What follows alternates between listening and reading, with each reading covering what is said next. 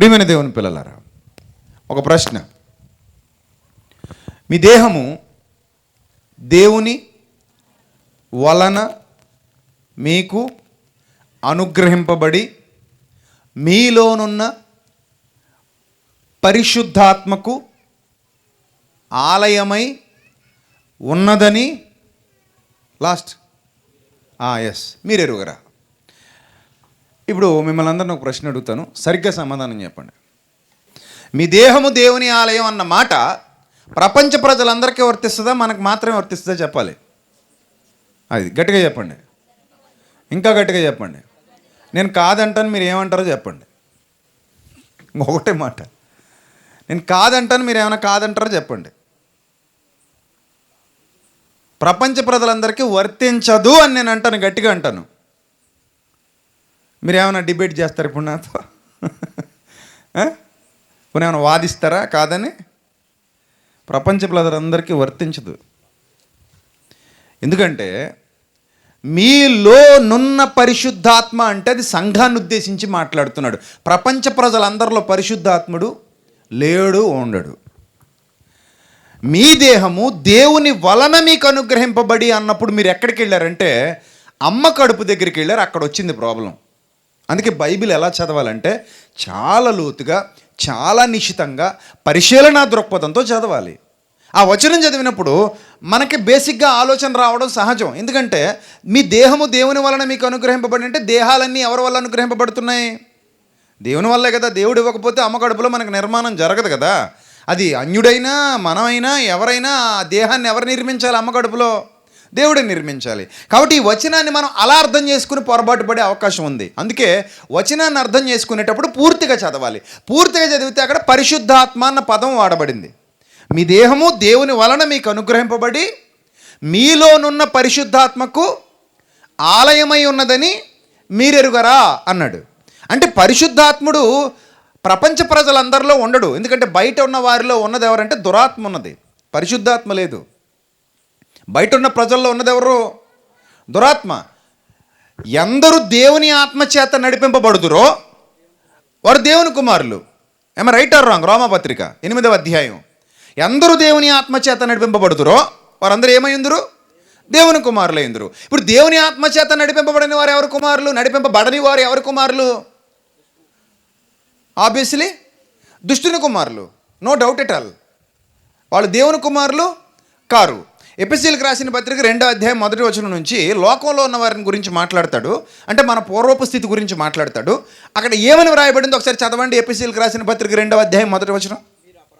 మీరు అపరాధముల చేతను పాపముల చేతను మీరు చచ్చిన వారై ఉండగా ఆయన మిమ్మల్ని క్రీస్తుతో కూడా బ్రతికించను. ఇక్కడ ఎన్ని జన్మలు కనబడుతున్నాయి మనకి?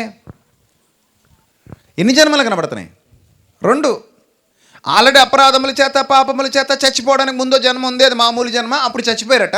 చచ్చిపోయిన మనల్ని మళ్ళీ క్రీస్తు కూడా ఏం చేశారట? బ్రతికించాడట.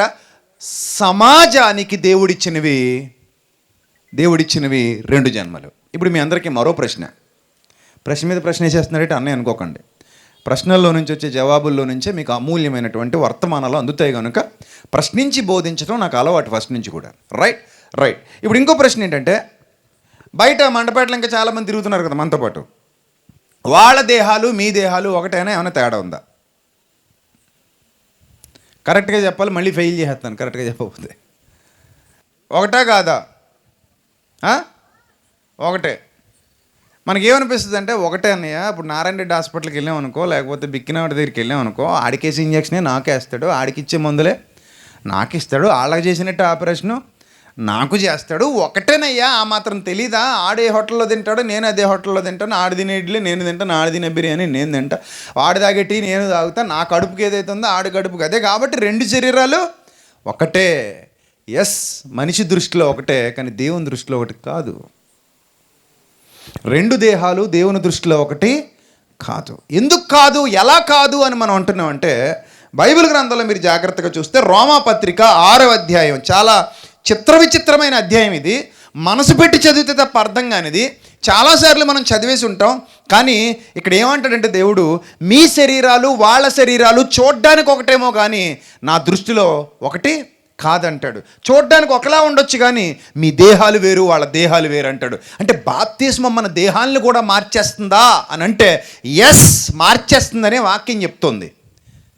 వాక్యంలో అంత లోతైన జ్ఞానం ఉందా? ఎస్, ఉంది. ఈ ప్రశ్న మనం కాకుండా ఏ ఇతర సంఘంలో ఎవరిని అడిగినా సరే వాళ్ళు టక్కని చెప్పే సమాధానం ఏంటంటే 2 దేహాలు ఒకటేనండి, పెద్ద తేడా ఉంది, 2 ఒకటే అంటారు. ఎందుకంటే నేను ఇందాక చెప్పిన ఉదాహరణలే వాళ్ళు అప్లై చేసుకుంటారు. అందుకే భౌతికంగా ఆలోచించేవాడికి ఆత్మీయంగా ఆలోచించేవాడికి అంత తేడా ఉంది. భౌతికంగా ఆలోచించేవాడు మనోనేత్రాలు ఇంకా వెలిగింపబడలేదు, ఆత్మీయంగా ఆలోచించేవాడు మనోనేత్రాలు బాగా వెలిగింపబడ్డాయి. అందుకు అంటాడు మీరు సంగతులను పైననే చూచుచున్నారు, సంగతులను ఎలా చూడాలంటే లోతుకి వెళ్ళి చూడాలి. సో ఇక్కడ ఈ సందర్భాన్ని తలకిందులు చేసేటువంటి ఆలోచనలు కలిగించేటువంటి అధ్యాయం ఒకటి ఉంది, అదే రోమపత్రిక 6వ అధ్యాయం. ఈ రోమపత్రిక 6వ అధ్యాయంలో ఎలా పౌలు గారు ఎక్స్ప్లెనేషన్ ఇస్తున్నాడో దేహం గురించి ఒకసారి చూస్తే, రోమపత్రిక 6వ అధ్యాయము 3వ వచనం నుంచి చదువుదాం. క్రీస్తు యేసులోనికి బాప్తిస్మము మీన్స్ అచ్చ తెలుగులో చెప్పాలి, నాకు ముంచుట అచ్చ తెలుగులో చెప్పండి, వాడుక భాషలో. ఎస్, మనం ఎవరినైనా బాప్తిస్మానికి తీసుకెళ్తున్నాం అనుకోండి, ఎవరిని ఎదురుపడ్డారు అనుకోండి, ఎక్కడికి వెళ్తున్నారు అన్నారు అనుకోండి, సమాధి కార్యక్రమానికి అన్నాం అనుకోండి, శవం ఏదని అడుగుతాడు. ఆబ్వియస్లీ అడగడ శవం ఏదని అడుగుతాడు. అప్పుడు మనం ఏం చెప్పాలి? ఇదిగో ఈడే శవం అని చూపించాలి. ఈయన సమాధి చేయడానికి తీసుకెళ్తున్నాం అని చెప్పాలి. అవునన్నయ్య నా సమాధే వెళ్తున్నాం అని అన్నాడు అనుకోండి, ఆడు ఆశ్చర్యపోతాడు, ఇంక మెంటల్గా నెక్కిందా అనుకుంటాడు. అందుకే లోకానికి వెర్రితనమే కానీ దేవుని దృష్టిలో అది మహా శక్తి. శిలువను గురించిన వార్త. ఇన్ ద సేమ్ వే మనం ఒక వ్యక్తిని బాప్తిస్మానికి తీసుకెళ్తున్నప్పుడు మనం సమాధికి తీసుకెళ్తున్నాం అని అర్థం. సమాధి అంటే టు ఇమ్మర్స్ ఇన్ వాటర్, అంటే నీటిలో సమాధి చేయుట. మట్టిలో కాదు ఈ సమాధి, ఎక్కడ? నీటిలో. అందుకే ముంచి సమాధి అయిపోయిన వ్యక్తిని మరలా ఏం చేస్తాం? తిరిగి లేపుతాం. అది దేవుడు ఏర్పాటు చేసినటువంటి విధి. నువ్వు లోకం విషయంలో చచ్చావు కాబట్టి ఎక్కడ తీసుకెళ్ళాం? సమాధికి తీసుకెళ్ళాం. చదవండి ఆ మాట. క్రీస్తు యేసులోనికి బాప్తిస్మం పొందిన మనం అందరము ఎక్కడికట బాప్తిస్మం ఉంది? ఎక్కడికట అందరు చెప్పండి. ఆయన మరణములోనికి. మరణం అంటే చావు. క్రీస్తు యేసు ప్రభు వారి చావులోనికి మనం కూడా ఏమయ్యాం? అంటే ఆ సమాధిలోకే మనం వెళ్తున్నట్టు అనమాట. ఏ సమాధిలోనికి? యేసు క్రీస్తు ప్రభు వారి సమాధి ఏదైతే ఉందో ఆ సమాధికి సాదృశ్యమే బాప్తిస్మం. అదే సమాధిలోనికి నిన్ను కూడా తీసుకెళ్తున్నాడట. అంటే దేవుని దృష్టిలో మనం ఏమయ్యామట? తర్వాత మాట చదవండి. కాబట్టి తండ్రి మహిమ వలన క్రీస్తు మృతులలో నుండి ఎలాగూ లేపబడినో అలాగే మనమును. ఆ మాట అండర్లైన్ చేయండి. ఏ జీవం మాట మీదట మంది? కొత్త జీవం. నూతన అంటే కొత్త, నూతన సంవత్సరం అంటే కొత్త సంవత్సరం, నూతన జీవం అంటే కొత్త జీవం. అంటే బాప్తిస్మం పొందిన మనకి బయటోళ్ళకి తేడా ఉంది. వాళ్ళది పాత జీవం, మంది కొత్త జీవం. వాళ్ళది పాత జీవం, మంది కొత్త జీవం అంటున్నాడు దేవుడు. మనం ఎప్పుడు ఇలా చదవలేదు కాబట్టి మనకి వాళ్ళు మనం సమానమే, మనం చచ్చికెళ్తాం, వాళ్ళు వెళ్ళరంటే అనుకుంటాం. మనం అంత బుద్ధిహీనతలో ఉన్నాం మనం. కానీ వాళ్ళకి మనకి ఎంత తేడా ఉంది, ఎంత లోతైన జ్ఞానం ఉందంటే ఒక్క రోమపత్రిక 6వ అధ్యాయంలో నుంచి బోల్డ్ అనే సంగతులు నేర్చుకోవచ్చు. చూడండి, అక్కడ ఏం రాయబడిందంటే, నూతన జీవం పొందిన వారమై నడుచుకున్నట్లు మనము సమాధి వలన అనొచ్చు కదా. ఎస్, దాని అసలు అర్థం అదే. బ్యాప్టిజం అనేది తెలుగు పదం కాదు యాక్చువల్లీ. అర్థమవుతుందా? బ్యాప్టిజో అనేటువంటి పదం నుండి బ్యాప్తిస్మము అనే పదం వచ్చింది. దానికి అసలైన అర్థం ఏంటి? సమాధి, నీటి సమాధి అని అర్థం. ఏ సమాధి? నీటి సమాధి. రైట్. నూతన జీవం పొందిన వారమై నడుచుకున్నట్లు మనము బాప్తిస్మము వలన అనగా సమాధి వలన మరణములో పాలు పొందుటకై. సమాధి మరణం రెండూ అవినాభావ సంబంధం కలిగినవి, అంతే కదా. సమాధి ఎప్పుడు చేస్తాం? మరణించాకనే కదా. సమాధి వలన మరణములో పాలు పొందుటకై ఆయనతో కూడా పాతి పెట్టబడితిమి. ఎవరితో కూడా నిన్ను పాతి పెట్టేశారు? క్రీస్తుతో కూడా నిన్ను ఎక్కడ పాతి పెట్టేశారు? నీటిలో పాతేశారంటే అర్థం ఏంటి? ఆ శరీరం ఏమైపోయినట్టు? చచ్చిపోయినట్టు. మరి బయటకు వచ్చేది ఏ జీవం అని బైబిల్ చెప్తోంది? నూతన జీవం. మరి రెండు ఒకటని ఎలా చెప్పగలం మనం? చెప్పలేము. తర్వాత మాట, మరియు ఆయన మరణము యొక్క సాదృశ్యమందు ఆయనతో ఐక్యము గలవారమైన ఎడల ఆయన పునరుద్ధానము యొక్క సాదృశ్యమందును ఆయనతో ఐక్యము గలవారమై ఉందుము. ఏమనగా మనమికను పాపమునకు దాసులము కాకుండానట్లు పాప శరీరము నిరర్ధకమగునట్లు. ఏ శరీరం నిరర్ధకం అంటే అర్థం ఏంటి చెప్పండి? ఎస్ నిరర్థకం అంటే ఉపయోగం లేకుండా పోయింది అంటే ఆ అర్థం లేనిది ఒక ముక్కలో చెప్పాలంటే యూజ్లెస్.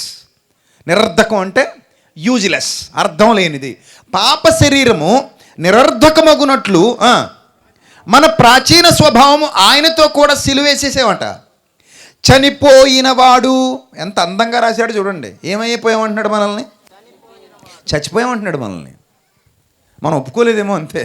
ఒప్పుకోకుండా బాప్తిజం పొందేసి ఉంటాం. చనిపోయినవాడు పాప విముక్తుడని తీర్పు పొంది ఉన్నాడు. మనము క్రీస్తుతో కూడా చనిపోయిన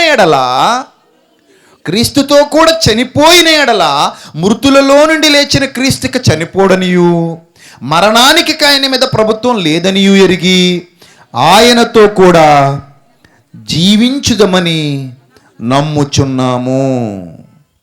చూసారా?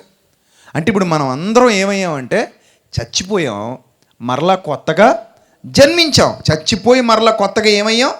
జన్మించాం. అందుకే అన్నాడు ఇక్కడ రోమాపత్రిక 6:12 చావునకు లోనైన శరీరం అంటాడు చూడండి. అక్కడ ఉందా లేదా?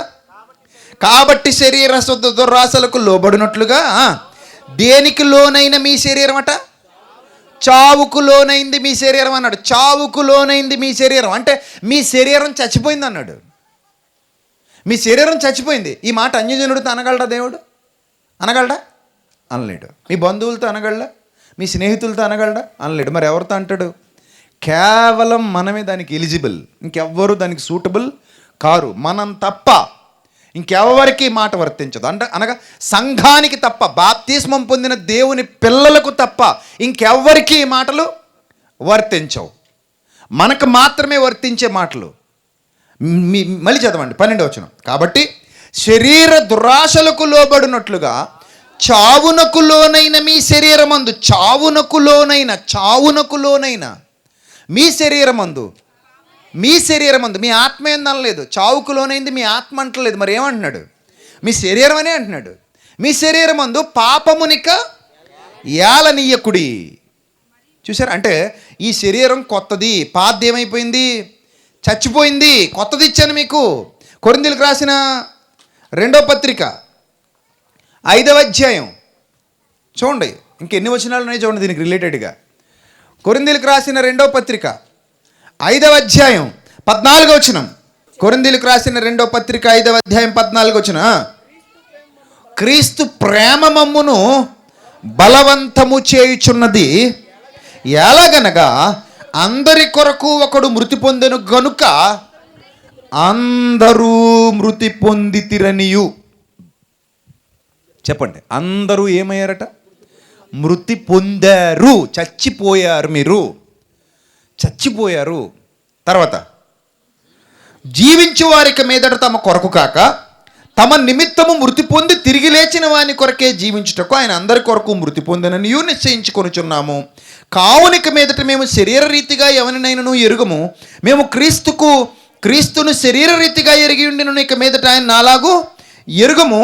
కాగా ఎవడైనను, ఇది అండర్లైన్ చేసుకోండి. మీరు ఎన్నాళ్ళు చదివిన వెర్షన్ వేరు, ఈ వెర్షన్ వేరు. అంటే ఈ కోణంలో మీరు అర్థం చేసుకోవాలి రాత్రి. కాగా ఎవడైనను క్రీస్తునందున్న ఎడల వాడు నూతన సృష్టి. ఏ సృష్టి అటిది? ఇది పాత సృష్టి కాదు. పాత సృష్టి అమ్మ కడుపులో నుంచి వచ్చింది. పాత సృష్టి ఏ కడుపులో నుంచి వచ్చింది? అమ్మ కడుపులో నుంచి వచ్చింది. మరి ఇదే సృష్టి నేను బాప్తిజం పొందిన తర్వాత తిరిగి లేపబడింది. నూతన సృష్టి ఇది సృష్టింపబడినది. నేలమంటితో నరుని నిర్మించి అన్నాడు దేవుడు. ఆ సృష్టి కాదు ఇది. బాప్తిస్మం ద్వారా మన శరీరంలో సరికొత్త మార్పులు సంతరించుకున్నాయి. అది సమాజానికి తెలీదు, నీకు కూడా తెలియట్లేదు. సమాజంలో ఎవరికి అది అర్థం కాదు. కానీ పునరుద్ధాన ప్రభావం అందు మరొక దేహాన్ని దీని మీద ధరింపజేసి పరలోకానికి తీసుకెళ్లాలనుకుంటున్నటువంటి దేవుడు తన గ్రంథంలో ఇంత స్పష్టంగా వ్రాయించాడు. నిజమైన బాప్తిస్ము, మారు మనసుతో కూడిన బాప్తిస్ము, సత్యవాక్యాన్ని విని బలపడి పొందినటువంటి బాప్తిస్మం ఏదైతే ఉందో ఆ బాప్తిస్మంలో మీ దేహంలో కూడా మార్పు జరుగుతుంది. అది ఎవ్వరూ కనిపెట్టలేరు. ఒక్క తండ్రి, సంఘము, వాక్యము, పరిశుద్ధాత్మ మాత్రమే ఎరిగినటువంటి ఆ శరీరంలోని మార్పు. చూడడానికి అందరూ ఒకలాగా ఉంటారు. ఎవరు కూడా చూసి ఇది బాప్తిజం పొందిన శరీరం, ఇది బాప్తిజం పొందని శరీరం అని ఎవరు చెప్పలేరు. మహిమ దేహాన్ని కూడా మామూలు దేహం అని అనుకున్నారట. మామూలు దేహంలాగే ఉందట మహిమ దేహం కూడా. ఆ గాయాల్లో వేలు పెట్టి చూస్తే కానీ నేను నమ్మనంటే మీ దగ్గర ఏమైనా భూతం అంటుంటే, బాబు నాయన మీ దగ్గర ఏమైనా ఉందా అంటే ఇదిగో చేప ముక్క తిన్నారా ఆయన. కానీ అక్కడ డిఫరెన్స్ ఏంటంటే తలుపేసి ఉంటే గోడలో నుంచి బయటకు వచ్చారు ఆయన. గోడలో నుంచి బయటకు వచ్చారు అంటే చూడ్డానికి అలాగే ఉంది, కానీ దేహం ఆ గోడలో నుంచి బయటకు వచ్చేసిందంటే పదార్థం దాన్ని ఏం చేయలేకపోయింది, ఆపలేకపోయింది. ఇన్ ద సేమ్ వే బాప్తిస్మం పొందినవాడి దేహానికి బాప్తిస్మం పొందని వాడి దేహానికి తేడా మనకి తెలియదు, కానీ ఎవరికి తెలుస్తుంది, దేవునికి తెలుసు. ఎందుకంటే దీన్ని సిద్ధపరిచాడట. అదే చెప్తున్నాడు ఆయన. ఏమంటున్నాడంటే అది నూతన సృష్టి అంటున్నాడు. చూడండి అక్కడ రాయబడింది, కాగా ఎవడైనను క్రీస్తునందు ఉన్న ఎడల వాడు నూతన సృష్టి, పాతవి గతించిన ఇదిగో కొత్తవాయని. ఇక్కడ మనందరికీ డౌట్ రావచ్చు, ప్రభువా శరీరం గురించి ఇంత గొప్పగా మాట్లాడుతున్నావు కదా ప్రభువా, ఈ శరీరం మీదకే దాన్ని ఇవ్వటానికి, మహిమ దేహాన్ని ఇవ్వటానికి మమ్మల్ని సిద్ధం చేస్తున్నావు కదా, మరి ఈ శరీరంలో మార్పు వచ్చిందని మేము ఎలా తెలుసుకోవాలి? మాకు గుండె కొట్టుకున్నట్టే వాడికి కొట్టుకుంటుంది, మాకు రక్తం ప్రవహించినట్టే వాడికి ప్రవహిస్తుంది, మాకు కళ్ళు కనబడినట్టే వాడికి ఉన్నాయి, మాకు రోగాలు వచ్చినట్టే వాడికి వస్తున్నాయి, మాకు ఆకలి వేసినట్టే వాడికి వేస్తుంది. ఇప్పుడు వాడి అవయవాలు మాకు పనిచేస్తే మా అవయవాలు వాడికి పనిచేస్తాయి, వాడు రక్తం ఇస్తే మాకు పనిచేస్తుంది, మా రక్తం ఇస్తే వాడికి పనిచేస్తుంది. అన్నీ సేమ్ టు సేమ్ ఉన్నప్పుడు బైబిల్లో ఎందుకు ఇలా వ్రాయించావు అని మనం దేవుడిని అడిగాం అనుకోండి, ఆయన ఇచ్చే సమాధానం ఎంత అద్భుతంగా ఉంటుందంటే చెవి గలవాడు వినుగాక అన్నట్టు ఉంటుంది. గ్రహించడం అనేది అందరికీ సాధ్యం కాదు నాయన. మీరు వినుమట్టుకు విందురు కానీ గ్రహింపనే గ్రహింపరు, చూచట మట్టుకు చూతురు కానీ కానరు. లోకము పుట్టినది మొదలుకొని మరుగైన సంగతులు మీకు తెలియజెప్పేదను. బైబిల్ గ్రంథంలో ఎన్నో సత్యాలు దాగి ఉన్నాయి. వాటిని అర్థం చేసుకోవడానికి మీ మనోనేత్రాలు వెలిగింపబడాలి. మీరు సర్వసత్యంలోనికి వెళ్ళాలి. అప్పుడు పరిశుద్ధాత్ముడు సర్వసత్యంలోనికి మిమ్మల్ని నడిపించినప్పుడు లోతైన సంగతులు అర్థం చేసుకోవడానికి మీరు ప్రయాణం చేస్తూ ఉంటారు. ఇదొక లోతైన శోధనతో కూడినటువంటి, అనగా పరిశోధనతో కూడినటువంటి ప్రయాణం అన్నాడు దేవుడు. సో శరీరం గురించి ఆయన చెప్పినటువంటి అద్భుతమైన విషయాలు యోహాను సువార్త 1వ అధ్యాయం. పాత సృష్టికి కొత్త సృష్టికి తేడా చెప్తాడు ఇక్కడ. యోహాను సువార్త 1వ అధ్యాయం. ఇప్పుడు మనం చదువుకున్న దాంట్లో ఇదిగో నూతన సృష్టి, ఎవడైనను క్రీస్తు యేసునందు ఉన్న ఎడల వాడు నూతన సృష్టి అన్నాడు. ఇది పాత సృష్టి. ఏది పాత సృష్టి? అమ్మ కడుపులో నుంచి ఏదైతే వచ్చిందో 9 నెలలు ఉండే అది పాత సృష్టి. కానీ దేవుడు ఆ 9 నెలల దేహం మీద కొత్త దేహాన్ని ఇవ్వాలనుకుంటున్నాడు. అందుకే నిన్ను మళ్ళీ సమాధి చేశాడు. ఇప్పుడు నికోదేము వెళ్తాడు ఎవరి దగ్గరికి? యేసుప్రభు వారి దగ్గర. రాత్రిపూట వెళ్తాడు. పగలు వెళ్తే ఎవరైనా తప్పుగా అనుకుంటారు, అంటే అతనుకున్న ఈగో ప్రాబ్లం అది. అప్పటికే గొప్ప బోధకుళ్ళ చాలామంది అవుతున్నాడు సమాజంలో. ఇప్పుడు ఈయన చూస్తే కుర్రాడు, ఎవరు? యేసుప్రభు వారు యవనస్తుడు. ఆయనేమో బాగా పెద్దోడు, మంచి పేరుగాంచినోడు, ధర్మశాస్త్రోపదేశకుడిలాగా పేరుగాంచినోడు. ఇప్పుడు ఎవరి దగ్గరికి వెళ్ళి డౌట్లు అడగాలి? యేసుప్రభు దగ్గరికి వెళ్ళి డౌట్లు అడగాలి. ఎవరన్నా చూస్తే ఏమనుకుంటారు? ఇదేందయ్యా, నువ్వే పెద్ద పేరున్నాడు కదా, నువ్వే పెద్ద గొప్పోడు కదా, నువ్వేంది ఆయన దగ్గరికి వెళ్ళి కుర్రాడు అయినా యవనస్తుడు, ఆయన దగ్గరికి వెళ్ళి నువ్వు డౌట్లు క్లియర్ చేసుకుంటూ పెట్టి, అంటే నీకంటే ఆయనకి ఎక్కువ తెలుసా అని అంటారేమో అని ఆ ఈగో ప్రాబ్లంతో నైట్ టైం వచ్చాడట పాపం. నైట్ టైం వచ్చి ఏదో చల్లకొచ్చి ముంత దాసినట్టు ఏవో మాట్లాడుతున్నాడు. వచ్చి ఒకటి మాట్లాడబోయి ఇంకొకటి మాట్లాడుతున్నాడు. ప్రభు డైరెక్ట్ అయిపోయారు. ఆయన అంతా డైరెక్ట్ స్టేట్మెంట్స్ కదా ఆయనవి. డైరెక్ట్ అయిపోయి ఆయన అన్నారు, ఒకడు నీటి మూలముగాను ఆత్మ మూలముగాను జన్మించితేనే కానీ వాడు దేవుని రాజ్యమును ప్రవేశించలేడు. జన్మ గురించి మాట్లాడాడు. నీటి మూలంగా జన్మించాలి, ఆత్మ మూలంగాను జన్మించాలి. అలా జన్మిస్తే తప్పంటే రెండో జన్మ గురించి మాట్లాడుతున్నాను. మొదటి జన్మ అమ్మ కడుపులో నుంచి వచ్చిందే, మొదటి శరీరం కూడా అమ్మ కడుపులో నుంచి వచ్చిందే. రెండో జన్మ ఉంది, రెండో శరీరం ఉంది. ఇది మహిమదేహం కాదు, ఇది కొత్త సృష్టి. ఇది ఈ కొత్త సృష్టి గురించి ఎలా మాట్లాడాలి అది చెప్పినప్పుడు అతనికి అర్థం కాలేదు. ఆ టాపిక్ అర్థం కాలేదు ఇతనికి, అంత పెద్దోడైనా కూడా. ఆ టాపిక్ అర్థం కాక ఏమని అడుగుతున్నాడు? అందుకు నికోదేము 4వ వచనం, అందుకు నికోదేము ముసలివాడైన మనుష్యుడు ఎలా జన్మింపగలడు? రెండో మారు తల్లి గర్భమందు ప్రవేశించి జన్మింపగలడా అని ఆయన అడిగాడట.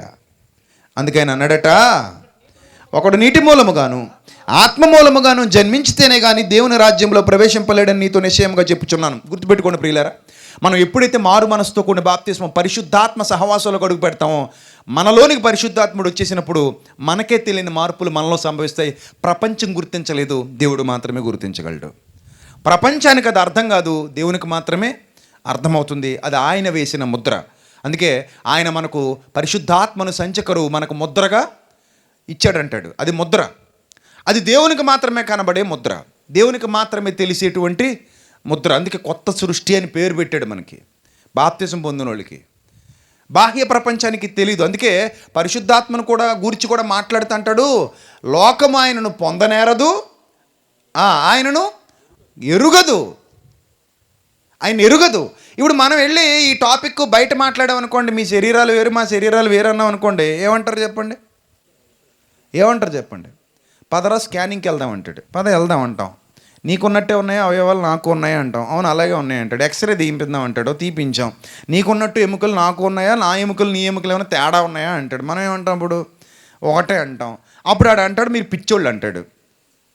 అంటాడు. అందుకే దేవుడు అన్నాడు, సిలువను గూర్చిన వార్త నశించిపోయే వాళ్ళకు వెర్రితనమే కానీ రక్షింపబడుచున్న మనకు దేవుని శక్తి. వాళ్ళు నమ్మరు నాయన, వాళ్ళు నమ్మరు. లోకం నన్ను నమ్మదు, లోకం నా మాటలు నమ్మదు. దేవుని గూర్చిన జ్ఞానం వాళ్ళకి అర్థం కాదు. అప్పుడప్పుడు దొంగ నోటు ఒరిజినల్ నోటు ఎలాగుంటుంది చెప్పండి చూడడానికి? మీరే చెప్పండి. ఒకేలా ఉంటుంది. ఇప్పుడు మీకు దొంగ నోటు ఇచ్చాను అనుకోండి, 500 రూపాయల నోటు, మీరు ఏం చూడరు, కొత్త నోటు తలతల్లాడిపోతుంది, జేబులెట్టుకు వెళ్ళిపోతారు. అదే దొంగ నోటు మీరు బ్యాంక్కి తీసుకెళ్ళి ఆడి చేతిలో పెట్టారనుకోండి, మిషన్లో పెడతాడు. మిషన్లో పెట్టగానే తీసి బయటపడద్ది. దానికి ఎలా తెలిసింది? మనకి ఎందుకు తెలియలేదు? అంత తేడా ఉంది ఈ సబ్జెక్ట్. ఇన్నాళ్ళు మీరు విన్నదంతా పక్కన పెట్టేయండి, అది వేరు. అందుకే నేను చెప్తున్నాను, ఇంకా చాలా ఉన్నాయి నేర్చుకోవాల్సినవి. ఒక్కొక్కటి నేర్చుకుంటూ వెళ్ళాలి. అందుకే ఏది మిస్ అవ్వకుండా నాయన అని మిమ్మల్ని బతిమాలుకునేది. అందుకే బైబిల్ అనేది ఒక మహావిజ్ఞాన సాగరం. మీకు సరైన బోధకుడు దొరికి నేర్చుకుంటూ వెళ్ళిపోతే ఎంత లోతుకైనా వెళ్ళొచ్చు బైబిల్లో. ఇప్పుడు మీకు ఈ నోటు ఎగ్జాంపుల్ బాగా అర్థమైందా? దొంగ నోటు ఒరిజినల్ నోటు పక్కన పెడితే మనకు తేడా తెలుస్తుందా? గుర్తించగలమా? తెలీదు అసలు.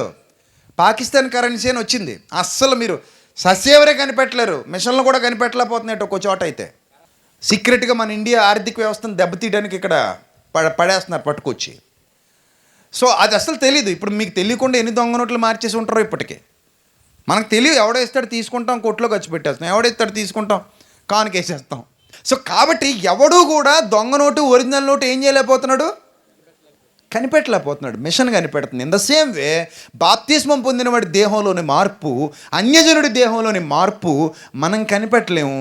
పరిశుద్ధాత్మ ముద్ర వేయబడిన వాడి దేహంలోని మార్పు, పరిశుద్ధాత్మ ముద్ర వేయబడని దేహంలోని వాడి మార్పు మనం కనిపెట్టలేము. మరి ఎవరు కనిపెట్టగలరు? సాక్షాత్తు దేవుడు మాత్రమే కనిపెట్టగలరు. అందుకే మిషన్ అని చెప్పాను. ఇక్కడ ప్రభు ఎంత స్పష్టంగా మాట్లాడారంటే, ఒకడు నీటి మూలముగాను ఆత్మ మూలముగాను జన్మించితేనే కానీ దేవుని రాజ్యములో ప్రవేశింపలేడని మీతో నిశ్చయముగా చెప్పుచున్నాను. శరీర మూలముగా జన్మించినది శరీరమును, ఆత్మ మూలముగా జన్మించినది ఆత్మయునై ఉన్నది. మీరు కొత్తగా జన్మింపవాలని నేను మీతో చెప్పినందుకు నువ్వు బేసిక్గా ఆశ్చర్యపడొచ్చు, కానీ ఆశ్చర్యపడొద్దు అన్నాడు అక్కడ. ఇంకా లోతుగా మనకు వివరణ కావాలంటే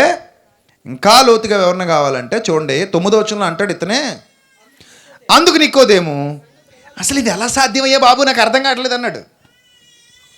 నిజమే కదా, మరి శరీరం వాళ్ళది వేరు మనది వేరు, నువ్వు మారుతుంది నీ శరీరం అంటే ఏమనిపిస్తుంది కొత్తగా వినేవాడికి? ఇది ఎలా సాధ్యమండి? How it is possible? ఎలా పాసిబుల్ ఇది? How is it possible? I think it is not possible అంటారు. But everything is possible to God. Everything is possible to him. ఆయనకు సాధ్యం కానిదంటూ ప్రపంచంలో ఏది లేదు. దేవునికి అసాధ్యమైనది ఏదైనాను కలదా అన్నాడు. ఆయనకు అసాధ్యమైనది ఏదైనాను కలదా? ఆయన తలుచుకుంటే అబ్రహాముకి రాళ్ల వలన పిల్లలను పుట్టించగలడు. మట్టి నుండి మనిషిని చేసినవాడు, ఎముకను తీసి ఒక స్త్రీని తయారు చేసి ఇచ్చేసినవాడు, కన్యమరియ గర్భంలో క్రీస్తును నిర్మించినవాడు ఆయన. ఆయనకు అసాధ్యమైంది ఏముంది? నీ శరీరాల్లో మార్పు చేయగల సమర్థుడు ఆయన, ముద్ర వేయగల సమర్థుడు. అందుకే ఇది ఎలాగూ సాధ్యం బాబు, మాకు అర్థం కావట్లేదు. అందుకు నికోదేము ఈ సంగతులు ఎలాగూ సాధ్యములని ఆయన అడగగా యేసు ఇట్లా అన్నారట, నీవు ఇశ్రాయేలుకు బోధకుడివై ఉండి వీటిని ఎరుగవా అన్నాడట. ఇది పగలు జనంలో అన్నారనుకోండి, ఆయనకి ఎంత నామోసి, అంతేనా? ప్రభుక మోమాటం లేదు, నీవు మోమాటము లేనివాడవు, ఎవనిని లక్ష్య పెట్టని వాడవు. పాపం ఈ నైట్ బాగానే వచ్చాడు, పగలగానే వచ్చాడు అనుకోండి, జనాలు పొలోమని ఉన్నారనుకోండి, అప్పుడు ప్రభు ఇదే మాట అన్నాడు అనుకోండి, ఏమైపోద్ది? అతని ఇజ్జత్ దెబ్బతినిపోద్ది. నువ్వు ఇశ్రాయేలుకు బోధకుడు అంటున్నావు, ఈ మాత్రం తెలీదా నీకు అన్నారు ప్రభు. అలాగే ఈరోజు మనలో కూడా చాలామందికి తెలియని ఎన్నో లోతైన సంగతులు దైవ గ్రంథంలో రాయబడ్డాయి. ఈవెన్ బోధకులు చాలామందికి కూడా తెలియదు ఇవి. వాళ్ళ దగ్గరికి వెళ్ళి, ఏమండి బాప్తిజం పొందినోళ్ళ శరీరం బాప్తిజం పొందినోళ్ళ శరీరం రెండు ఒకటేనండి అని మీరు సరదాగా వెళ్ళి అడగండి సరే ఎవరినైనా. వాళ్ళు కూడా మీకులాగా ఏం చెప్తారు? మీరే ఒకటని చెప్పినప్పుడు వాళ్ళు ఒకటని చెప్పరా ఏంది? మీరే ఏమని చెప్పారు? ఎంత పొడుగు చేతులు ఇస్తారు కదా, ఏమన్నారు? ఒకటే అన్నారు. కొంతమంది ఏమో దొంగోళ్ళు అటు ఇటు ఇటైతే అటు దాటేద్దామని అలా ఉన్నారు మౌనంగా. నేను ఇప్పుడు ఒకటే అన్నాను అనుకోండి, మీరు కూడా ఏమంటారు?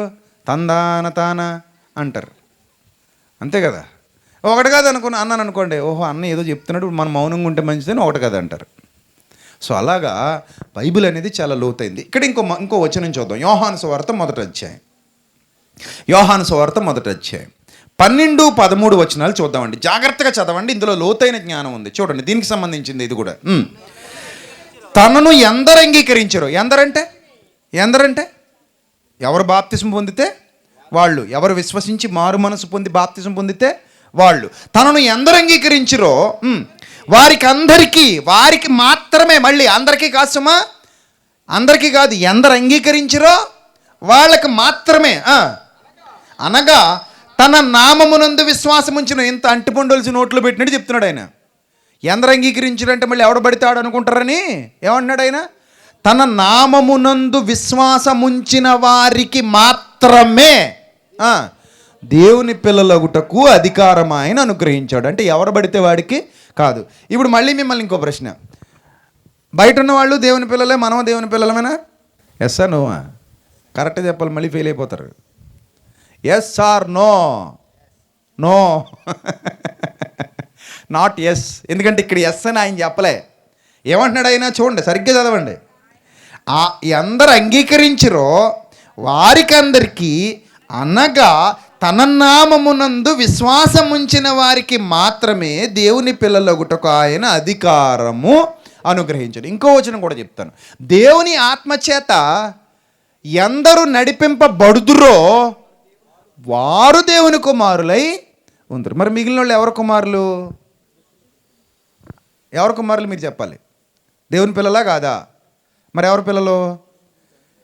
Yes, you are right. Yohanu సువార్త 8వ అధ్యాయము, యేసు ప్రభు వారి స్టేట్మెంట్. యోహాను సువార్త 8వ అధ్యాయము 44. మీరు మీ తండ్రి యగు అపవాది సంబంధులు. అంటే ఎవడు అపరాధముల చేత పాపముల చేత చచ్చిన వాడిగా ఉన్నాడో వాడు ఎవరు కుమారుడు? దెయ్యం కుమారుడు. వాళ్ళు ఎవరున్నారు ఇప్పుడు? దుష్టుడే ఉన్నాడు, దురాత్మే ఉంటాడు. వాడి ఆలయం ఎవరికి నిలయం? పరిశుద్ధాత్మక. మరి ఎవరికి? పరిశుద్ధాత్మ లేకపోతే ఇంకే ఆత్మ ఉంటుంది మీరు చెప్పండి? ఇంకంతే. ఉంటే పరిశుద్ధాత్మ ఉండాలి, లేకపోతే దురాత్మ ఉండాలి. ఇప్పుడు పరిశుద్ధాత్మ ఉంటేనే మీరు దేవుని ఆలయం. పరిశుద్ధాత్మ లేనిది ఏది దేవుని ఆలయం కాదు. ఇప్పుడు మీరు మీ దేహము దేవుని ఆలయం అని అందరికీ ఆపాదించకూడదు. ఇది లోతైన సబ్జెక్ట్. అంటే కొంచెం దీన్ని ఏమంటారంటే లోతుకి వెళ్ళినప్పుడు చెప్పేది. క్యాజువల్గా మాట్లాడేటప్పుడు మనం ఏమంటామంటే శరీరాలన్నీ ఎవరు ఆలయాలని చెప్తాం? దేవుని ఆలయాలు. రూల్ అయితే అదే, కానీ వాళ్ళు దాన్ని దేవునికి ఏం చేయలేదు, ఇవ్వకుండా ఎవరికి ఇచ్చారు? దుష్టుడికి ఇచ్చారు. కాబట్టి ఇప్పుడు అది దేవుని ఆలయం కాదు. మరి ఏది దేవుని ఆలయం? ఇప్పుడు ఏ దేహంలో అయితే పరిశుద్ధాత్ముడు ఉన్నాడో అది మాత్రమే దేవుని ఆలయం. రోమపత్రిక 8వ అధ్యాయం, అది కూడా ఒకసారి చదివండి, రాసేసుకోండి. రోమపత్రిక 8వ అధ్యాయం రెఫరెన్స్ 14వ వచనం. రోమపత్రిక 8:14. దేవుని ఆత్మచేత ఎందరూ నడిపింపబడుదురో వారందరూ దేవుని కుమారులై ఉందరు, మిగిలిన వారు కారు. ఇంక అందులో సందేహం ఏమీ లేదు. కాదంతే. రేపొద్దున ప్రభు రాకడొస్తే వాళ్ళు ఆయనతో పాటు వెళ్తారా? ఎందుకు వెళ్ళరు? దేవుని ఆలయాలు కాదు కాబట్టి వెళ్ళరు. పరిశుద్ధాత్ముడు వారిలో లేడు కాబట్టి వెళ్ళరు. వారు దేవుని ఆత్మచేత నడిపింపబడట్లేదు కాబట్టి వెళ్ళరు, విడిచిపెట్టబడతారు. మరి ఎవరు వెళతారు? ఎవరు దేవుని ఆలయాలుగా ఉన్నారో వారు మాత్రమే వెళతారు. ఏ శరీరంలో అయితే ఆయన ముద్ర ఉందో ఆ శరీరం మాత్రమే వెళుతుంది. ఏ శరీరంలో అయితే ఆయన ముద్ర లేదో ఆ శరీరం వెళ్ళదు. బాగా అర్థం చేసుకోండి. రైట్. ఇప్పుడు యోహాను సువార్త 1:12 మళ్ళీ చదువుదాం. తన్ను ఎందరు అంగీకరించిరో వారికి అందరికీ, అనగా తన నామమునందు విశ్వాసముంచిన వారికి దేవుని పిల్లలగుటకు ఆయన అధికారం అనుగ్రహించెను. వారు దేవుని వలన పుట్టిన వారే కానీ. ఎక్కడ పుట్టామండి? దేవుని వల్ల పుట్టాం. దేవుని వల్ల పుట్టింది ఎక్కడ? ఇప్పుడు చెప్పండి, కరెక్ట్గా చెప్పాలి. ఎక్కడ? బాప్తిస్మోలో. బాప్తిస్మోలో పుట్టుక ఎవరి వల్ల పుడుతున్నాం అంటాడు? దేవుని వల్ల పుట్టిన పుట్టుక ఇది. దేవుని వల్ల కరెక్ట్ పుట్టుక, ఇంకా కరెక్ట్ పుట్టుక, నిజమైన పుట్టుక. నిజమైన పుట్టుక. ఏ పుట్టుక? దేవుని వలన మరలా జన్మించాను చూడండి, అది నిజమైన జన్మ. కొత్త జన్మ. కొత్త జన్మ. పాతవి గతించెను, సమస్తము కొత్తవాయను, నూతనమైన. ఇది నూతన సృష్టి, నూతన జన్మ, నూతన సృష్టి, నూతన దేహం. అందుకే ఆ శరీరము చావునకు లోనైన మీ శరీరం అంటే ఆ శరీరం ఏమైపోయిందని చెప్తున్నాడు రోమపత్రిక 6:12 చచ్చిపోయింది అంటున్నాడు. కొత్త జన్మ పొందావు, కొత్త శరీరం ఇచ్చాను అంటున్నాడు. ఇప్పుడు యేసుక్రీస్తు ప్రభువు సమాధిలో ఉన్న దేహమును ఇప్పుడు రోమపత్రిక 6వ కంపారిజన్ దానికి దీనికే చేశాడు. పునరుద్ధాన దేహానికి మామూలు దేహానికి కంపారిజన్ చేశాడు. ఇప్పుడు యేసుక్రీస్తు ప్రభు వారిని సమాధిలో పెట్టిన దేహం, 3వ దినాన సమాధి నుండి తిరిగి లేచిన దేహం రెండు ఒకటా వేరువేరా? వేరువేరు. అదేమో మహిమ దేహం, ఇదేమో మామూలు దేహం. ఇది మామూలు దేహం, అది మహిమ దేహం. ఈ మామూలు దేహం గోడలో నుంచి ఎప్పుడు లోపలికి రాలా, కానీ మహిమ దేహం ఎందులో నుంచి వచ్చేసింది? తలుపులు వేసి ఉండగా కూడా లోపలికి వచ్చేసింది. అంత తేడా ఉంది రెండింటికి. ఇన్ ద సేమ్ వే నీ బాప్తిస్మానికి ముందడి దేహానికి, బాప్తిస్మం తర్వాతి దేహానికి అంతే తేడా అంటాడు దేవుడు. అందుకే ఇక్కడ ఏమంటాడంటే, వారు దేవుని వలన పుట్టిన వారే కానీ ఈ పుట్టుకలో రక్తం లేదట. చూడండి, ఈ పుట్టుకలో ఏమేమి లేవట? రక్తము వలనైనను శరీరాచ్చ కూడా లేదట ఈ పుట్టుకలో. ఏ పుట్టుకలో? ఏ పుట్టుకలో? ఈ దేవుని వలన పుట్టిన పుట్టుకలో శరీరాచ్చ లేదు. కానీ మన పాత పుట్టుకలో ఏముంది? శరీరాచ్చ ఉంది. చాలాసార్లు మీకు చెప్పాను, అమ్మా నాన్న వాళ్ళ శోభనం రోజో లేకపోతే వాళ్ళ సంసార ధర్మాన్ని నిర్వర్తించుకునే రోజో మనం ఒక చక్కటి బిడ్డను కందాం అనుకుని మాట్లాడుకుని వాళ్ళిద్దరూ ఏకమవుతారా? చెప్పండి, మీరు నిజాలు మాట్లాడుకుందాం ఓపెన్గా. అలాగే ఎవరైనా ఏకమవుతారా భార్యాభర్తలు? అది ఏముండదు. ఒక మంచి బిడ్డకు జన్మనిద్దాం మన ఇద్దరం, అందుకే మన ఇద్దరం ఏకమవుదాం. ఒక మంచి పాపకు జన్మనిద్దాం మన ఇద్దరం, అందుకే ఏకమవుదాం అని ఏ భార్యాభర్త ఏకమవరు. వాళ్ళు ఆల్రెడీ దేవుడు వారి శరీరంలో ఏం పెట్టాడు? ఆ ఆకర్షణ పెట్టాడు. నీవు నీ భర్త ఎడల నీకేం కలుగుతుంది? వాంఛ కలుగుతుంది. పురుషుడు తన తల్లిని తండ్రిని విడిచి తన భార్యను హత్తుకుంటాడు. మీ ఇద్దరి మధ్యలో ఒక అట్రాక్షన్ ఉంది. సో దాన్ని బట్టి శృంగారం అనేది తప్పు కాదు. భార్యాభర్తల మధ్యలో ఉండేటువంటి ఆ సంసార ధర్మం అనేది తప్పు కాదు, ఎందుకంటే దేవుడు పెట్టింది అది. సో కాబట్టి భార్యాభర్తలు మీరిద్దరూ ఫలించి విస్తరించి అభివృద్ధి పొంది భూమిని నిండించండి, మీరు ఏకమై ఉండండి అన్నాడు. అలాగే తల్లిని తండ్రిని విడిచి నువ్వు ఎవరిని హత్తుకుంటావు అన్నాడు? భార్యను హత్తుకుంటావు. సో భార్యాభర్తల మధ్య ఉన్న బంధం పవిత్రమైందే. వాళ్ళిద్దరి మధ్య ఉన్నటువంటి ఆ సంసార ధర్మం పవిత్రమైందే. అదేం అపవిత్రమైన కార్యం కాదు అది. కొంతమంది ఏదో భార్యాభర్తల మధ్య ఒక సన్నిహిత సంబంధం ఉందంటే ఇది అపవిత్రమైన కార్యంగా మాట్లాడే వాళ్ళు కూడా ఉన్నారు. ఆ పానుపు మీద వాళ్ళు ఏకమవటం అనేది అదేం తప్పు కార్యక్రమం కాదు. అది ఎవరు ఏర్పాటు? అది దేవుని ఏర్పాటు. భార్యాభర్తల శరీరం కలవడం అనేది, వాళ్ళిద్దరు కలయిక అనేది దేవుని ఏర్పాటు అది. కానీ అందులో ఏముంది? ఇక్కడ ఈ వచనం ప్రకారం శరీరాచ్చ ఉంది మన పుట్టుకలో. మన అందరి పుట్టుకలో ఏముంది? మొదటి పుట్టుకలో శరీరాచ్చ ఉంది. అమ్మా నాన్నల కలయిక వల్లే మనకేం జరిగింది? జన్మ జరిగింది. అక్కడ శరీరాచ్చ ఉంది, అక్కడ రక్తం ఉంది. ఇంకోటి ఏముంది చూడండి, అక్కడ మానుషాచ్చ ఉంది. మానుషాచ్చ అంటే మనిషి హృదయంలో పుట్టినటువంటి ఇచ్చ. ఇప్పుడు మనం అందరం పిల్లల్ని ప్రేమిస్తున్నామండి, కానీ భార్యాభర్త ఏకమైన రోజు ఈ బిడ్డలు వాళ్ళ దృష్టిలో లేరు. ఇది పచ్చి నిజం. నిజమా కాదా మీరు చెప్పండి? పచ్చి నిజం, ఒప్పుకోవాల్సినటువంటి నగ్న సత్యం ఇది. ఈ భార్యాభర్త పానుపు మీద ఏకమైన రోజు వాళ్ళ దృష్టిలో బిడ్డ లేడు. అసలు వాళ్ళ గర్భం దాలుస్తారన్న సంగతి కూడా వాళ్ళకి తెలీదు. ఆడబిడ్డ పుడతాడో మగబిడ్డ పుడతాడో వాళ్ళకి ఏమీ తెలీదు. వాళ్ళిద్దరూ ప్రకృతి ధర్మం అనగా సంసార ధర్మాన్ని నిర్వర్తించి నిద్రపోయారు అంతే. వారు నిద్రించుచుండగా ఆయన వారికి ఇచ్చుచున్నాడు. తన పిల్లలు నిద్రించుచుండగా ఆయన వారికి ఇచ్చుచున్నాడు. మీరు నిద్రలోకి జారిపోయిన తర్వాత లోపల గర్భంలో జరిగేటువంటి అద్భుతమైన కార్యక్రమం ప్రక్రియ దేవుడు చేస్తాడు. అక్కడ మానుషాచ్చ ఉంది. రెండోది ఇంకోటి ఉంది? శరీరాచ్చ ఉంది. మూడోది రక్తం ఉంది. వీటి వల్ల పుట్టిన పుట్టుక కాదు మన పుట్టుక. ఏ పుట్టుక? బాప్తిస్మం ద్వారా పుట్టాను చూడండి, రెండో జన్మ. ఈ రెండో జన్మకి మొదటి జన్మకి అంత తేడా ఉంది, గుర్తుపెట్టుకోండి. ఇంకెంతకంటే లోతుగా ఎవరు చెప్పరు మీకు. మీరు సత్యమెరిగిన పిల్లలు కాబట్టి ఓపెన్గా మాట్లాడుతున్నాను మీతో, మీకు అర్థమవుతాయి నేను చెప్పిన విషయాలన్నీ అని. చూడండి ఇక్కడ ఏమంటాడంటే, ఈ పుట్టుక ప్రత్యేకమైన పుట్టుక. బాప్తిస్మం అనేది ప్రత్యేకమైనది. వారు దేవుని వలన పుట్టిన వారే కానీ రక్తము వలనైనను, శరీరేచ్ఛ వలనైనను, మానుషేచ్ఛ వలనైనను పుట్టినవారు కారు. ఇది కొత్త జన్మ.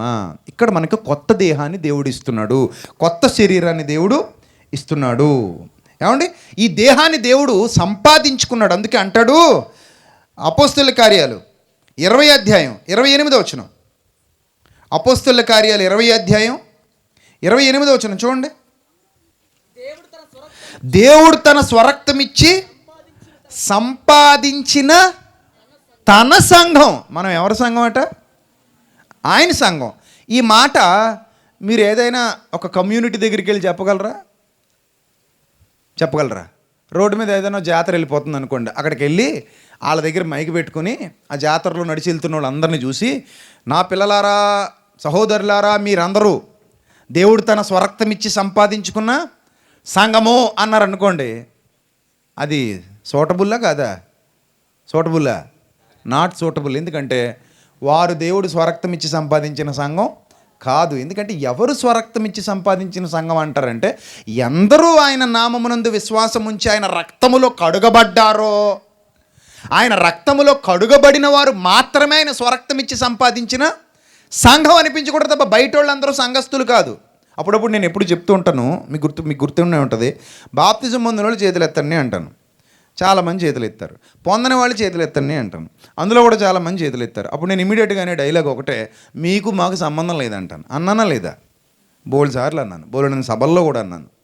మీకు మాకు సంబంధం లేదు, అసలు మీరు మా కుటుంబం సభ్యులు కాదు. ఎందుకంటే మీరు బాప్తిస్మం పొందని వారు కనుక మీరు ఇంకా రక్షణలోనికి రాలేదు, మీరు వాడెక్కలేదు. వాడెక్కకపోతే మా కుటుంబ సభ్యులా మీరు? చెప్పండి. వాడలో ఉన్నవారు నాహు కుటుంబ సభ్యులా, దేవుని కుటుంబ సభ్యులా? జలప్రళయంలో కొట్టుకుపోతున్నవారు కుటుంబ సభ్యులా దేవునికి? వాడలో ఉన్నవారే కదా.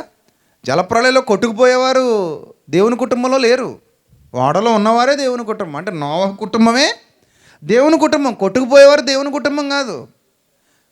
అందుకే మీరు మీ తండ్రి యగు అపవాది సంబంధులు, మీరు వాడి దురాశలు నెరవేర్చకోరుచున్నారు అన్నాడు అక్కడ. రైట్. ఇప్పుడు దేవుడు తన స్వరక్తం ఇచ్చి సంపాదించిన సంఘం ఎవరు? మనమే. ఇప్పుడు మీకు పాయింట్ బాగా అర్థమవుతుంది. కొరింథీయులకు రాసిన మొదటి పత్రిక 6వ అధ్యాయము 19. ఇప్పుడు చదవండి. మీ దేహము అనగా ఎవరి దేహము? Yes, you are right. ఇక్కడ మీ దేహము అనగానే సంఘము. బయటోళ్ళకి ఇది వర్తించదు, రాసి పెట్టేసుకోండి. అప్పుడప్పుడు క్యాజువల్గా చెప్పినా అది పై జ్ఞానం మాత్రమే. లోతుకు పోతే ఈ మాట వాళ్ళకి సెట్ అవ్వదు. చదవండి. మీ దేహము దేవుని వలన మీకు అనుగ్రహింపబడి. ఇప్పుడు పరిపూర్ణ సత్యంలోకి వెళ్తున్నాం మనం. దేవుని వలన దేహం అనుగ్రహింపబడింది అనగానే ఇన్నాళ్ళు మనం ఎక్కడ ఆలోచించాం? అది అమ్మ కడుపు దగ్గర ఆలోచించాం. అమ్మ కడుపులో నుంచి 9 నెలలు ఉండొచ్చిన దగ్గర ఆలోచించాం. కోర్స్ అది రైటే కావచ్చు, కానీ ఈ సెంటెన్స్లో అది రైట్ కాదు. మరి ఈ సెంటెన్స్లో దేని గురించి మాట్లాడుతున్నాడు? బాప్తిస్మోలో నీకు ఇవ్వబడిన కొత్త జన్మ గురించి మాట్లాడుతున్నాడు. కొత్త ముద్ర వేయబడిన దేహం గురించి. ఈ ముద్ర ఏ ముద్ర? పరిశుద్ధాత్మ వలనైన ముద్ర. అది కూడా మనం బైబిల్ గ్రంథంలో చూడొచ్చు. ఆ ముద్రను గురించి కూడా గ్రంథంలో మాట్లాడుతున్నాడు. కొరింథీయులకు రాసిన 2వ పత్రిక 1వ అధ్యాయం 21వ వచనం. మళ్ళీ ఇక్కడికి వద్దాం, మొదటి పత్రిక వద్దాం. కొరింథీయులకు రాసిన 2వ పత్రిక 1వ అధ్యాయం 21వ వచనం. మీతో కూడా క్రీస్తునందు నిలిచి ఉండునట్లుగా మమ్మను స్థిరపరిచి అభిషేకించిన వాడు దేవుడే. ఆయన మనకు ముద్ర వేసి మన హృదయములలో మనకు ఆత్మాను సంచకరువును అనుగ్రహించి ఉన్నాడు. ఆయన మనకి ఏం వేశాడట? ముద్ర వేశాడట. కొత్త జన్మ. అందుకే పాతవి గతించాయి, ఇది కొత్తదన్నాడు. అందుకే ఇది నూతన సృష్టి అన్నాడు. చావునకు లోనైన మీ శరీరమందు అన్నాడు. ఇప్పుడు కొరింథీయులకు రాసిన మొదటి పత్రిక 6వ అధ్యాయానికి మళ్ళీ రండి. 6:19. మీ దేహము దేవుని వలన మీకు అనుగ్రహింపబడి, బాగా చదవాలి జాగ్రత్తగా, వచనం జాగ్రత్తగా చదవాలి. ఈ దేహం అనగానే ఏ దేహం? ఇప్పుడు మనం చెప్పుకున్నట్టు బాప్తిజం పొందిన తర్వాత సంఘం గురించి మాట్లాడతారు. ఇదంతా సంఘానికి మాత్రమే, ఇది బయట వాళ్ళకి ఇది వర్తించదు, గుర్తుపెట్టేసుకోండి. ఎప్పుడైనా మీరు క్యాజువల్గా మాట్లాడిన తప్ప లోతైన జ్ఞానంలోకి అయితే వాళ్ళు రారు. మీ దేహము దేవుని వలన మీకు అనుగ్రహింపబడి మీలోనున్న పరిశుద్ధాత్మకు ఆలయమై ఉన్నదని మీరెరుగరా. అంటే ఇది ఎవరికి వర్తిస్తుంది? ఎవరిలో అయితే పరిశుద్ధాత్మ ఉందో వాళ్ళకి. పరిశుద్ధాత్మ ఎవరిలో ఉంటారని చెప్పుకున్నాం మనం ఇందాక. మనలో తప్ప బయట వారిలో ఉండరు. అని పొందిన వానికి గాక మరి ఎవనికి అది చెందదు. అర్థమవుతుందా? ఆయనను లోకము చూడనేరదు కనుక ఆయనను పొందనేరదు అన్నాడు. ఆయనను ఎరుగనేరదు, ఆయనను పొందనేరదు. మరి ఎవరు పొందగలరు? అది కూడా చూస్తారా? చూడండి యోహాను సువార్త, అది కూడా చూడండి. మొత్తం అన్నీ క్లియర్ అయిపోతాయి, ఎందుకు మళ్ళీ డౌట్కి వెళ్ళడం మీరు. యోహాను సువార్త 14:16. యోహాను సువార్త 14:16. నేను తండ్రిని వేడుకొందును, మీ వద్ద ఎల్లప్పుడూ ఉండుటకైన వేరొక ఆదరణకర్తనగా సత్యస్వరూపిగా ఆత్మను మీకు అనుగ్రహించును. లోకము ఆయనను ఏం చేయదు? చూడదు. నెక్స్ట్, ఆయనను ఎరుగదు. నెక్స్ట్, ఆయనను పొందనేరదు. మరి ఈయన ఎవరికి తెలుసు? ఆ తర్వాత చదువుతున్నాడు, మీరు ఆయనను ఎరుగుదురు, ఆయన మీతో కూడా ఉండును, మీలోనే ఉండును. ఎవరు పడితే వారిలో ఉంటాడు ఆయన? లోకంలో ఉంటాడు ఆయన? ఉంటాడా? ఉండడు. అంటే ఇప్పుడు మీకు అర్థం అవుద్ది. మళ్ళీ చదవండి 6:19 కొరింథీయులకు రాసిన మొదటి పత్రిక. ఇంకెంతకంటే అర్థవంతంగా ఎవడు చెప్పడు. 6:19 చదవండి. మీ దేహము అనగా ఈ దేహం ఏ దేహం? ఇది బాప్తిస్మం పొందిన తర్వాతి కొత్త జన్మ, కొత్త దేహం, రైట్, నూతన సృష్టి. దేవుని వలన మీకు అనుగ్రహింపబడి, ఎక్కడికి వెళ్ళాలి ఇప్పుడు? దేవుని వలన అనుగ్రహింపబడింది అనగానే ఏ వచనం గుర్తు రావాలి మీకు?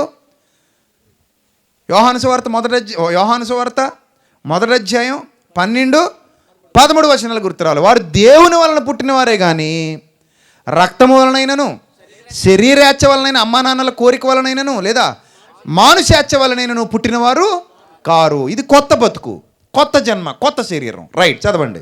మీ దేహము దేవుని వలన మీకు అనుగ్రహింపబడి మీలోనున్న ఆ పరిశుద్ధాత్మకు ఆలయమై ఉన్నదని మీరెరుగరా. నెక్స్ట్, మీరు మీ సొత్తు కారు. ఈ మాట మనం అన్యులతో అనగలమా? ఒప్పుకుంటారు వాళ్ళు? ఒప్పుకోరు. రాంగోపాలవరం లాంటి దగ్గరికి వెళ్ళి నువ్వు నీ సొత్తు కదన్నావు అనుకో, నా ఇష్టమైన పుస్తకం రాసేయడం మనం మొహాన పడతాడు కదా, ఒప్పుకోడు అతను. మరి మీరు మీ సొత్తుగారంటే ఎవరితో చెప్పొచ్చు ఈ మాట? మనం కేవలం సంఘానికి మాత్రమే, బయట వాళ్ళకి చెప్పలేము. చెప్పడానికి వాళ్ళు ఒప్పుకోరు. అది రైట్ కూడా కాదు చెప్పినా, కరెక్ట్, వాళ్ళకి సూటబుల్ కాదు అది.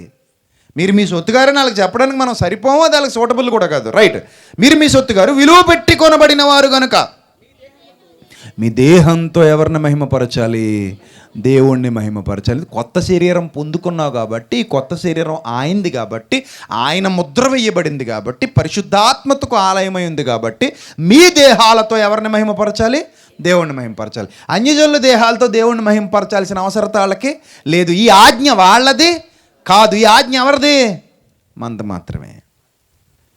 గుర్తుపెట్టుకోండి, ఈ ఆజ్ఞ మనది మాత్రమే. ఇంకో మాట చూద్దాం. అదే కొరింథీయులకు రాసిన మొదటి పత్రిక 3:16 కూడా చదివేయండి. ఇది కూడా అదే ఆ కోవకు చెందిందే. మీరు దేవుని ఆలయమై ఉన్నారని. ఇప్పుడు అన్యజనులకి కలపు సెంటర్లో నిలబడి చెప్పామనుకోండి మాట, అది రైట్? అది సూటబుల్ వాళ్ళకి? వాళ్ళ ఆలయాలు అందరూ ఆలయాలా ఇప్పుడు? కాదు. మీరు అనగానే ఎవరు? సంఘము. మీరు అనగానే ఎవరు?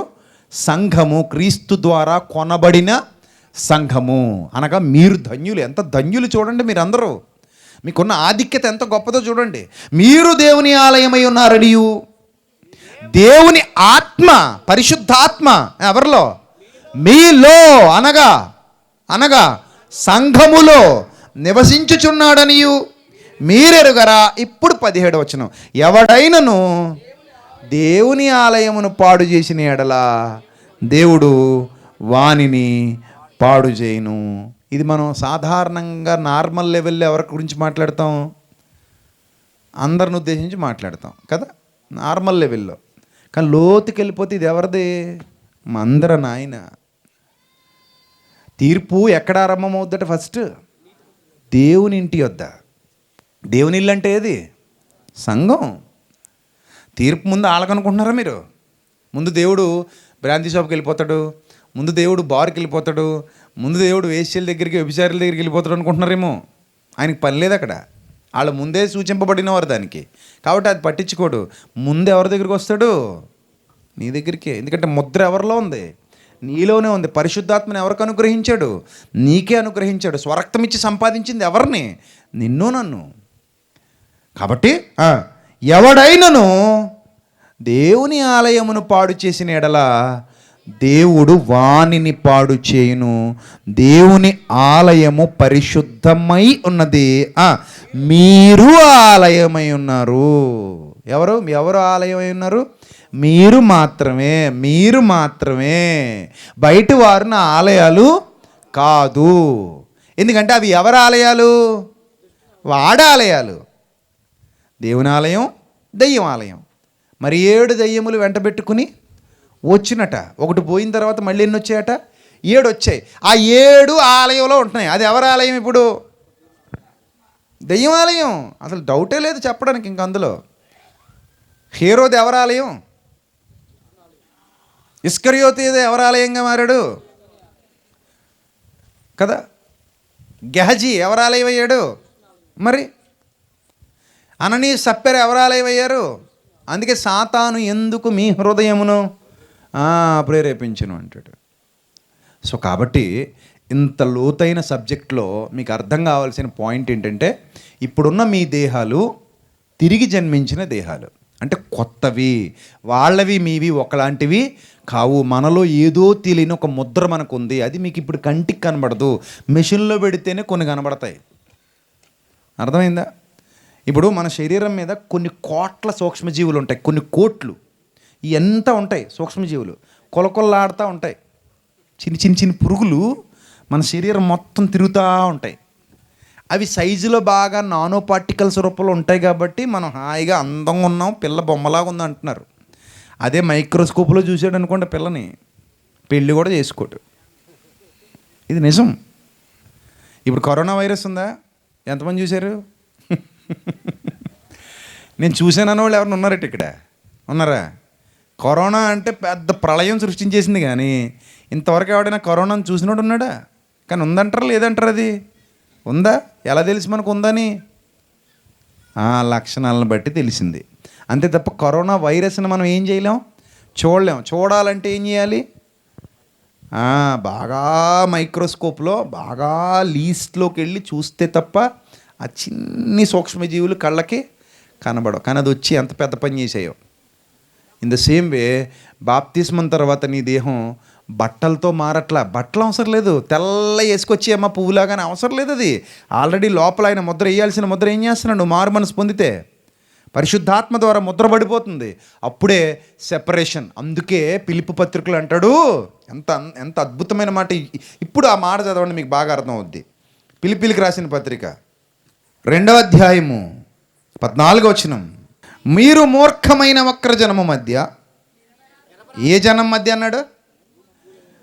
తేడా ఎలా చెప్పగలరు? ఇప్పుడు మిమ్మల్ని తీసుకెళ్ళి అక్కడ నిలబెట్టి, ఆళ్ళలో 10 మంది నిలబెట్టి, ఇందులో మూర్ఖ వక్రజనం మధ్యలో ఉన్న ఆ జ్యోతిని కనిపెట్టండి అయ్యా అంటే కనిపెట్టగలరా?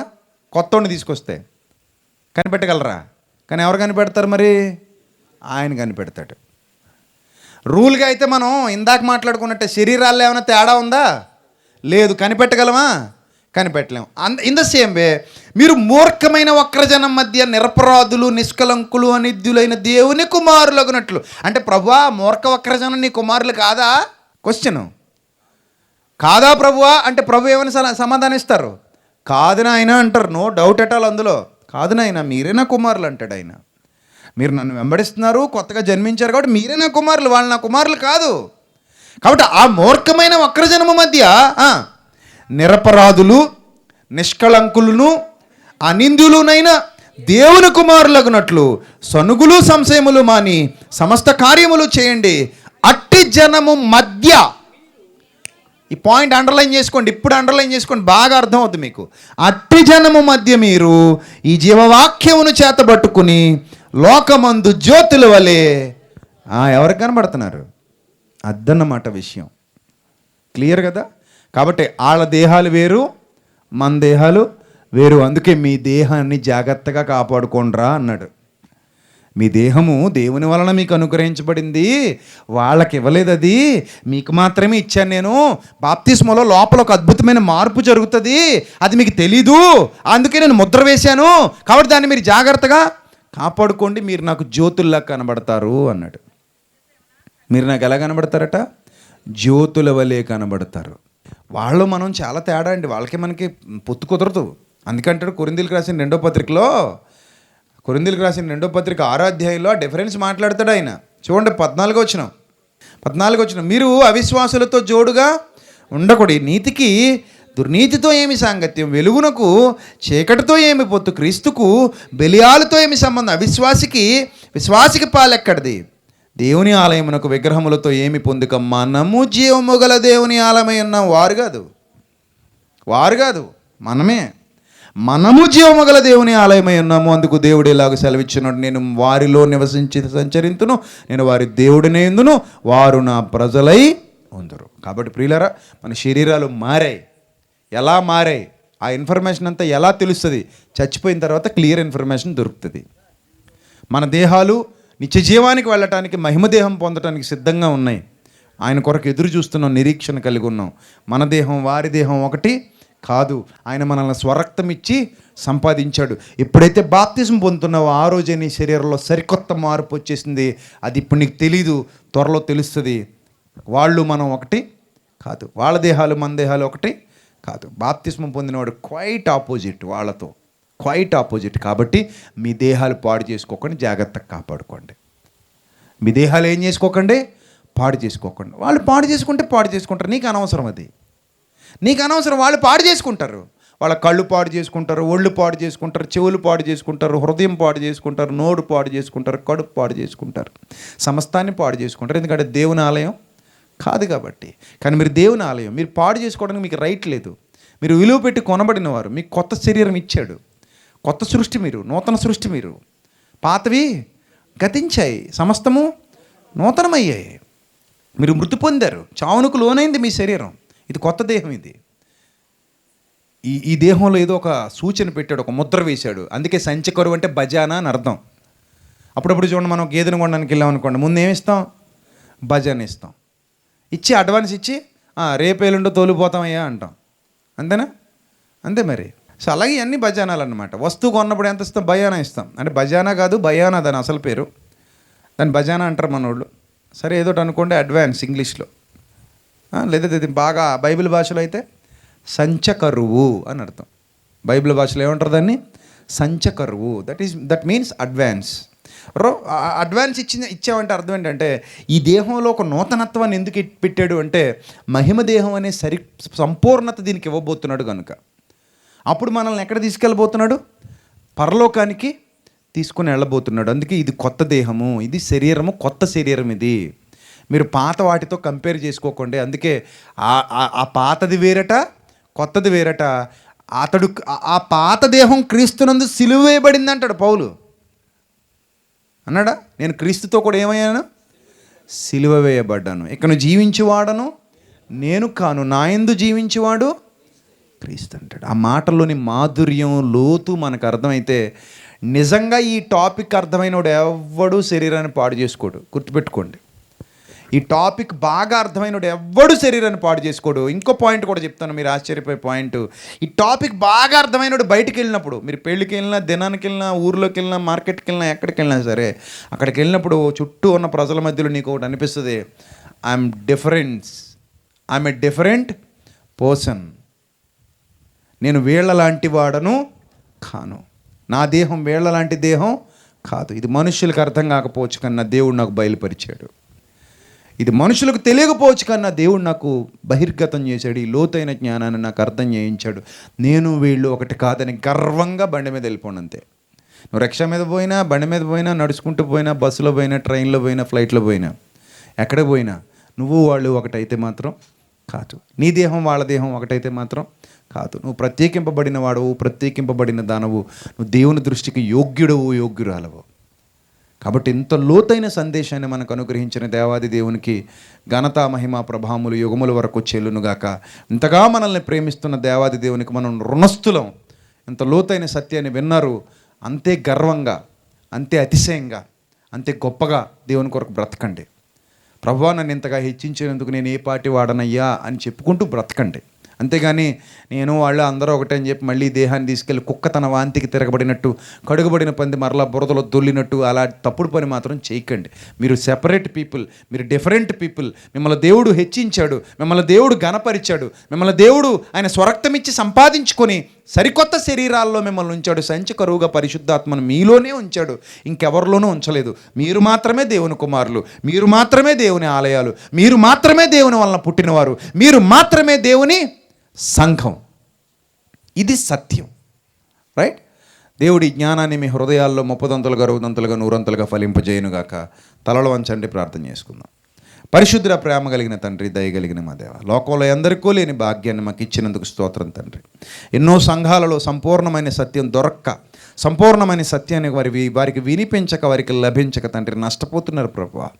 ఈరోజు మీ పిల్లలకు తండ్రి నా ద్వారా విలువైన సంగతులు వినిపింపజేశారు, అందును బట్టి మీకు కృతజ్ఞతాస్తుతులు చెల్లిస్తున్నాను తండ్రి. అవును ప్రభువా, వాని కడుపులో నుండి జీవజల నదులు పారునని బిగ్గరగా చెప్పారు ప్రభువా. మీ కుమారుని ద్వారా చెప్పించారు. నిజమే తండ్రి, ఆ జీవజల నదీ ప్రవాహంలో మేము మునిగి తేలుతూ సంతోషిస్తూ ఆనందిస్తూ ఆనంద పరవశత్వంతో ఇంత గొప్ప రుచిగల ఆహారాన్ని, ఇంత గొప్ప అక్షయమైన ఆహారాన్ని మాకు వడ్డిస్తున్నందుకు ఏమిచ్చి మీ రుణం తీర్చుకోగలం తండ్రి.